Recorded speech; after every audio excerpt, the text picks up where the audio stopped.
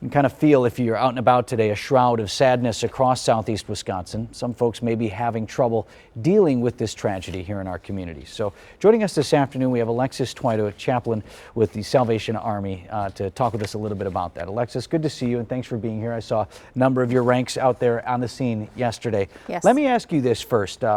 Just for folks who work any sort of job and had to go out to work today, Right. I bet you there's a lot of anxiety in the community about everyone's own workplace. How should they address that?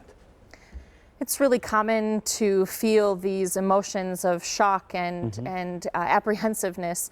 Even yesterday, many of the employees we talked to said, this might change how I come into work every day. I think what people can first recognizes it's normal to feel some apprehensiveness. It's normal to feel some anxiety. It's normal to be scared and worried. What we would encourage people to do is to talk about those feelings, sharing what you're thinking about, your worries with your colleagues, your family, friends. It's a great medicine. So that's one thing.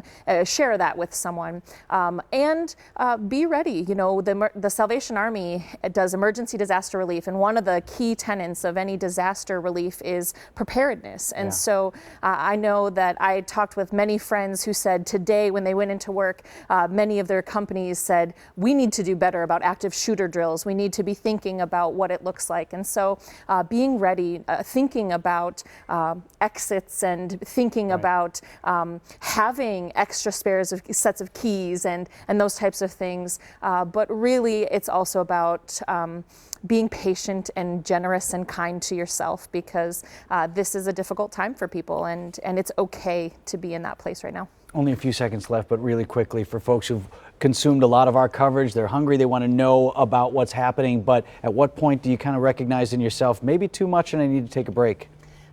If you start to see signs of disorientation, start to feel dizzy, if you start to notice changes in your behavior, sleep, eating patterns, those might be some times when you want to reach out for help from a counselor or some type of person who can give you added support. And we got to keep an eye on each other for that as well. We got to take care of each other. Thank you so much for sharing Thank you for having me. your work in the community. And if you are struggling with the news of the shooting and you need someone to talk to and there's nobody there, you can always speak with a trained crisis counselor. Right now, the Call Disaster Distress hotline is 1-800-985-5990. You can also text with counselors if you prefer.